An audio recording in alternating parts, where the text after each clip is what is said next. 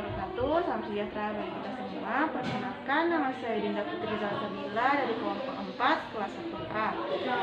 Hari ini saya akan menjelaskan bagaimana cara menggunakan infus pump.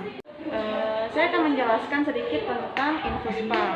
Infus pump ini digunakan untuk memberikan cairan yang lebih kepada pasien yang biasanya digunakan pada pasien dengan keadaan kritis.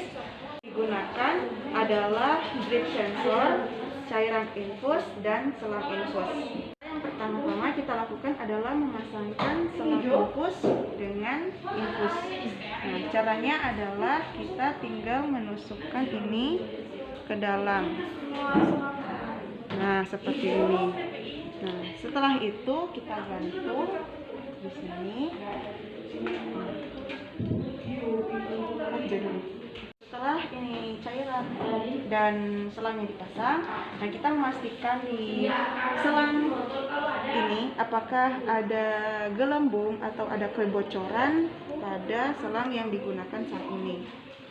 Nah, setelah kita memastikan bahwa tidak ada kebocoran dan gelembung pada selang infus ini, kita akan memasang yang namanya adalah drip sensor. Drip sensor ini digunakan untuk mengetahui berapa banyak jumlah cairan yang dikeluarkan oleh infus pump.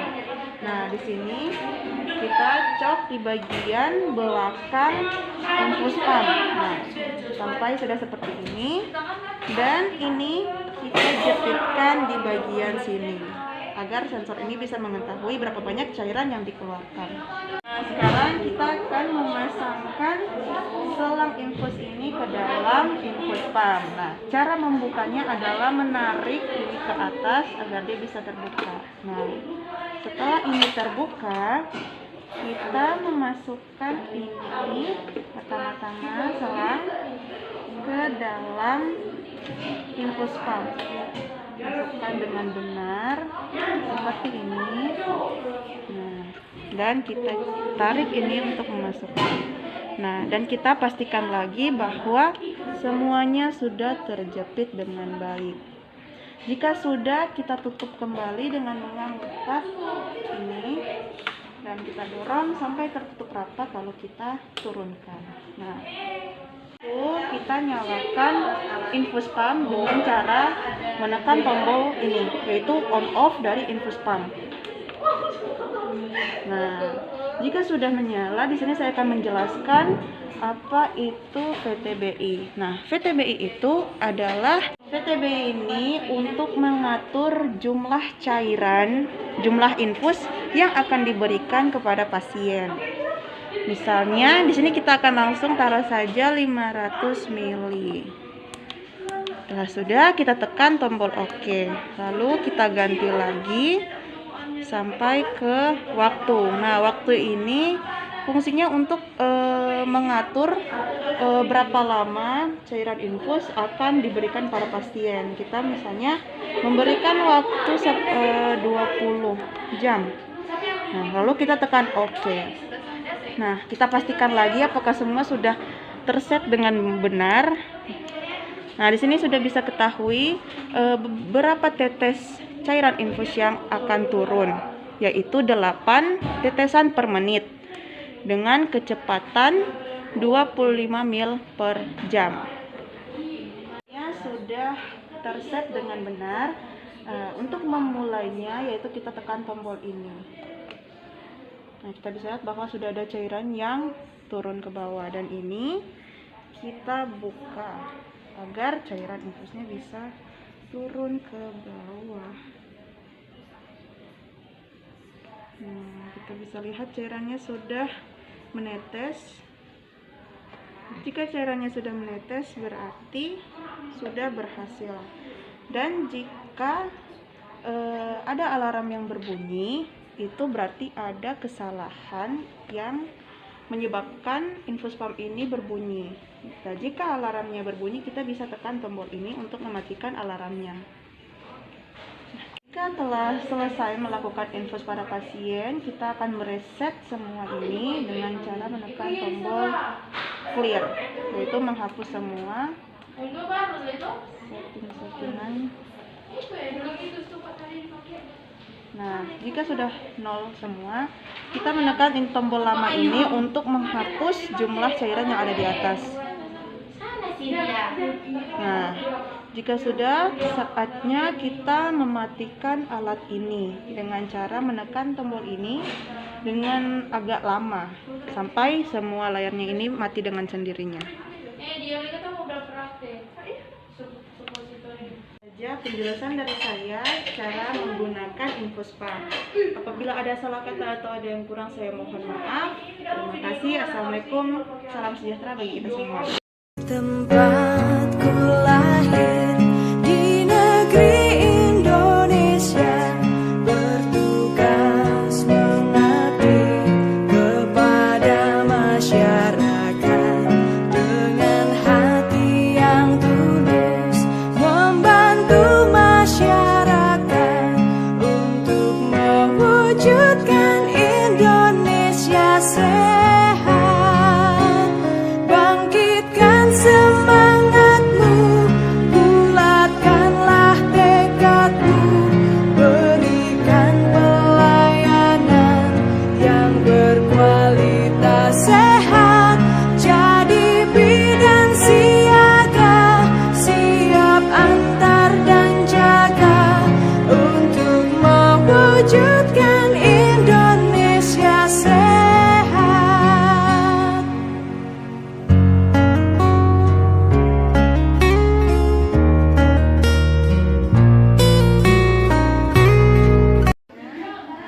Assalamualaikum warahmatullahi wabarakatuh. Perkenalkan, nama saya Nuriyati Udaa. Baiklah, saya dari Program 4 akan mempraktekkan cara pemberian obat melalui rektum dan vagina.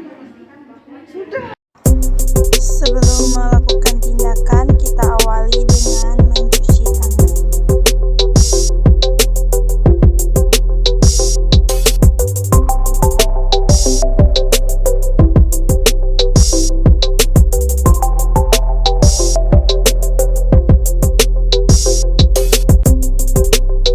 Selanjutnya, kita mempersiapkan alat-alat.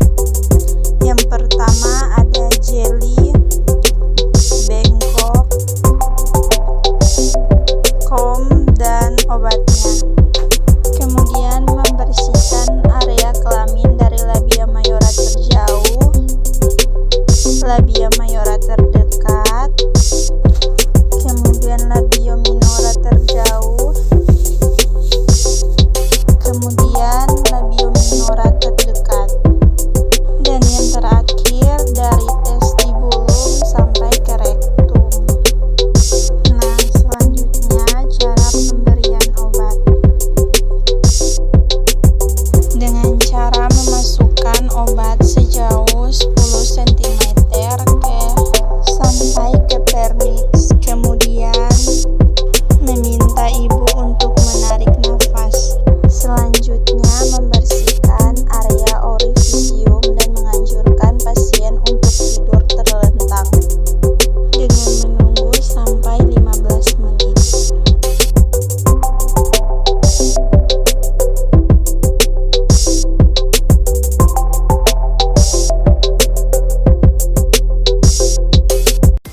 Apa yang dimaksud dengan elektrokardiogram atau EKG? EKG adalah alat tes untuk mengukur dan merekam aktivitas listrik jantung menggunakan mesin pendeteksi impuls listrik atau elektrokardiograf. Baiklah, saya akan mempraktikkan cara pemasangan EKG. Yang pertama yaitu kita bisa menggunakan jeli sebagai konduktor.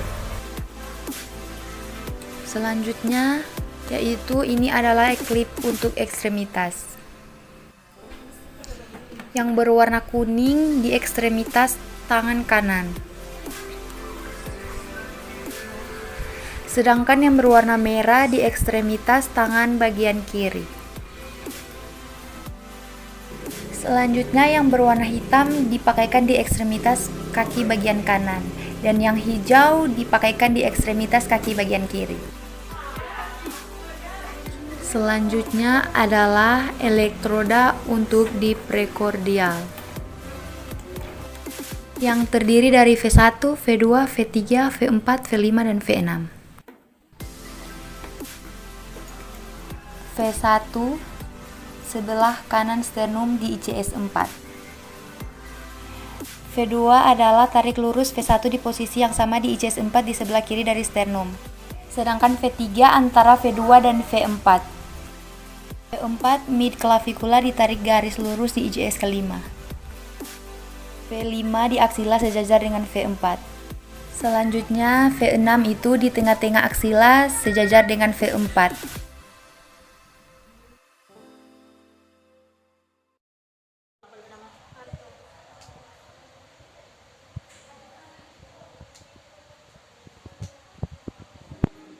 Ini isi DP tanggal lahir. Oh, atau ada registrasi, isi DP registrasi, isi tanggal lahir, atau tanggal lahir 04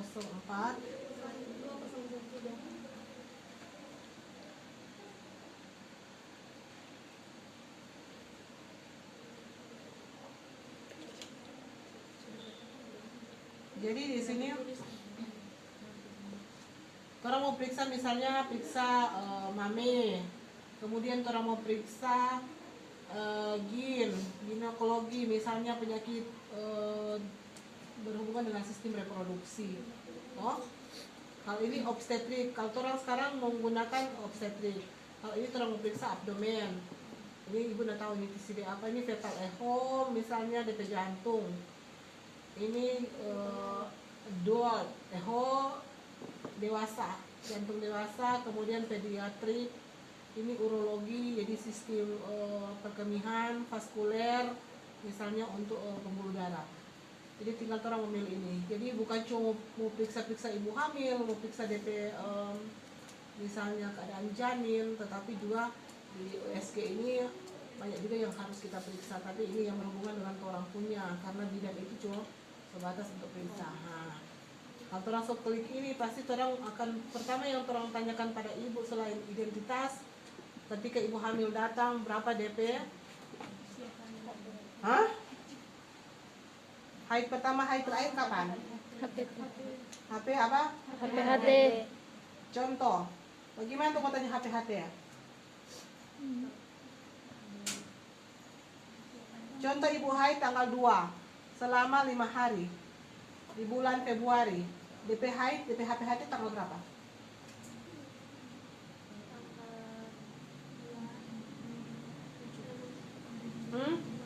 Nah ini salah. HPHT itu hari pertama. Jangan nanti boleh bilang, oh nanti tanggal 7. Itu misalnya dia haid tanggal 2 Februari. Mulainya bukan akhirnya. Jadi mulainya. HPHT itu mulainya haid. Pada haid yang periode terakhir sebelum dia hamil. Oh, jadi HPHT itu biasanya tanggal 2, tulis tanggal 2.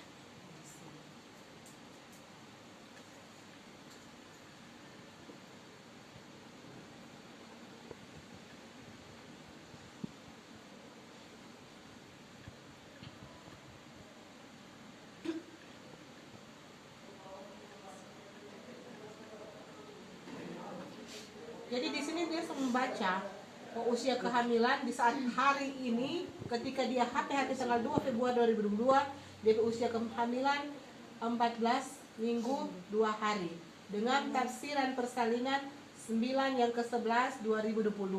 Jadi terus tidak pakai manual. Oh mau hitung-hitung, ibu HPHT itu cuma langsung karena sistem semua membaca. Mengerti toh? Jadi dia di saat orang tulis DP HPHT akan terbaca di saat sekarang DP usia kehamilan 14 minggu 2 hari. Kemudian DP tafsiran persalinan 9 November 2022. Sekarang orang isi, dia hamil ke jumlah. Kalau orang lihat kan jumlah fetus, jumlah anak berapa? Jumlah yang ada di dalam rahim, anak kelahiran. Misalnya dia anak pertama, dia nak pernah abortus, 0. Nak pernah melahirkan, belum pernah. Tidak pernah abortus.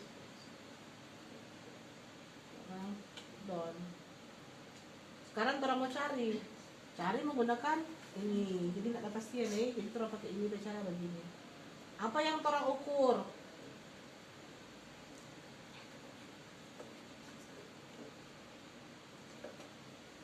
Orang ukur dulu pertama BPD ya. Oh, karena nggak ada pasien ibu nggak bisa ukur. Biparental, oh misalnya tolong ada kepala bulat bagi terukur biparental diameter. Jadi itu yang terukur karena ini tidak ada toh.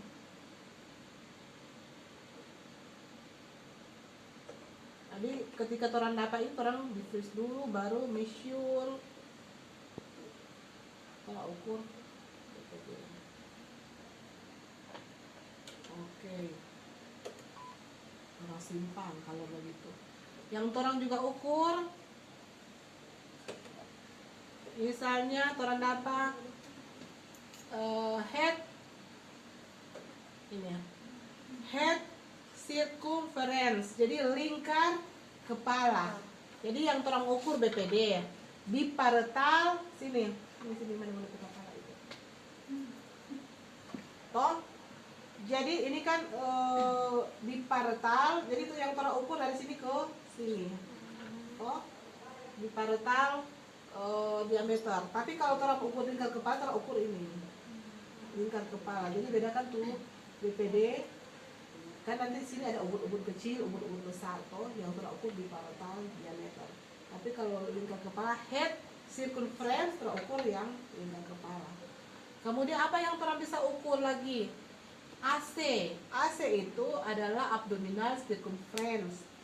AC itu lingkar perut. Lingkar perutnya bayi itu berapa yang terukur. Kemudian apa yang terukur di sini? Sebenarnya banyak yang terukur. FL adalah femur leg, jadi tulang paha. Itu terukur tulang paha. Nah, ketika orang sudah dapat BPD, HC, AC, PL, orang sudah bisa melihat dia DP usia DP usia gestasi atau usia janin dan usia kehamilan berapa minggu. Jadi orang sudah bisa membaca, orang sudah bisa memperkirakan dia berat janin. Estimasi berat janin. Jadi bisa memperkirakan estimasi berat janin. Jadi 4 ukuran yang orang harus BPD, HC atau head circumference, kemudian AC adalah abdominal circumference, kemudian FL adalah femur leg. Jadi ketika 4 pengukuran itu sudah didapat, orang akan menemukan DP usia janin, usia kehamilan, kemudian sudah bisa menentukan bahwa DP perkiraan berat janin. Kemudian yang bisa orang ukur apa lagi?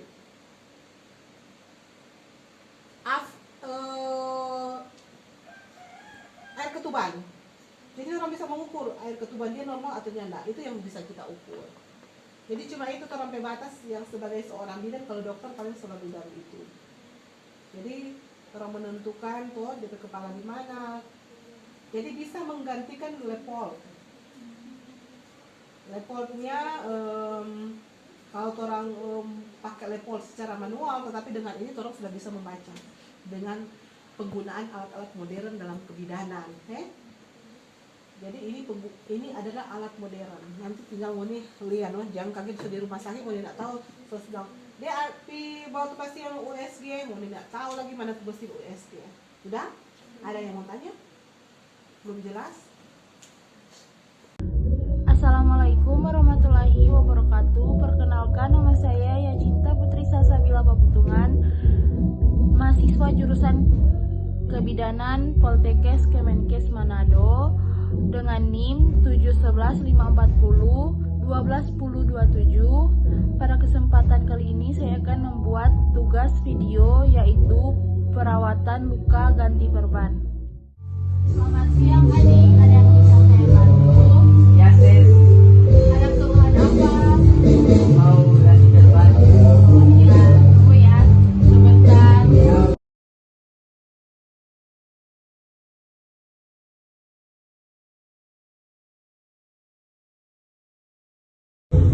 Misi adek, saya buka ya.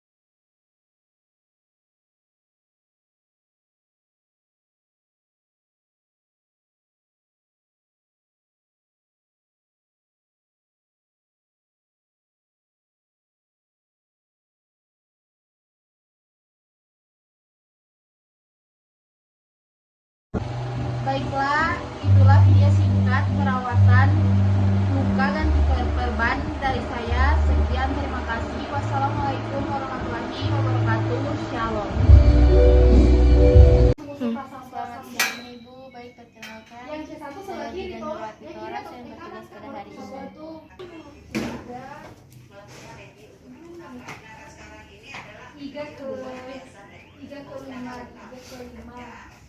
Tadi kalau Anda rekam tadinya 4 di antara 35 dengan 36. C5 sejajar dengan C4, C6 sejajar dengan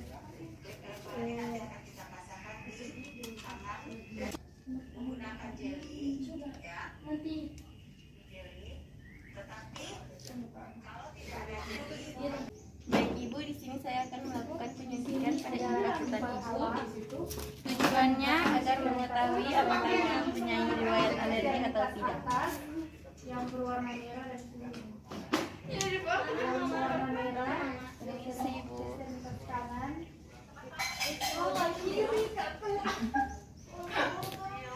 Wajah kuat. Ini basah. Nanti nggak potong ya?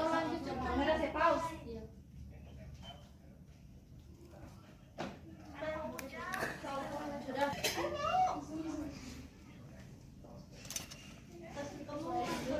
Melakukan penyuntikan pada intrasikutan. Permisi yang berwarna hijau, extremitas bawah, ini alat-alat kecil ini. Mau, itu kan tertulis. Permisi Ibu. Mau cari apa ini?